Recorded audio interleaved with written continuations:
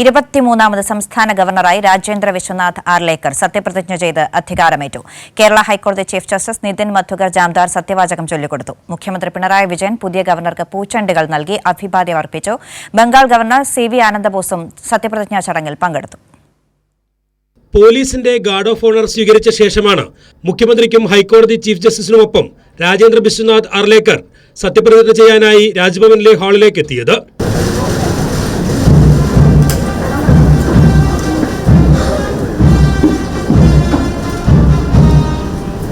രാഷ്ട്രപതി ദ്രൗപദി മുർമുവിന്റെ നിയമന ഉത്തരവ് ചീഫ് സെക്രട്ടറി വായിച്ചു. I, Draupadi Murmu, President of India, hereby appoint Sri Rajendra Vishwanath Arlekar to be the Governor of Kerala with effect from the date he assumes charge of his office. തുടർന്ന് 23ാമത് സംസ്ഥാന ഗവർണറായി രാജേന്ദ്ര ആർലേക്കർ സത്യവാചകം ചൊല്ലി അധികാരമേറ്റു.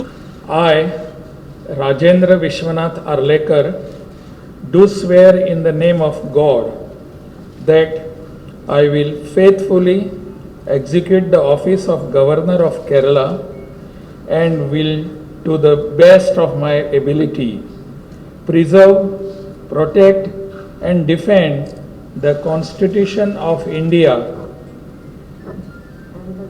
and the law, and that I will devote myself to the service and well-being of the people of Kerala.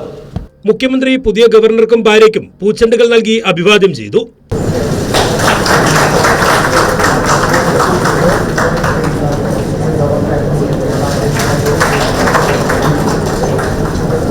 മന്ത്രിമാരും ജനപ്രതിനിധികളും ഉൾപ്പെടെയുള്ള വിശിഷ്ടാതിഥികൾ പുതിയ ഗവർണർക്ക് ആശംസകൾ നേർന്നു.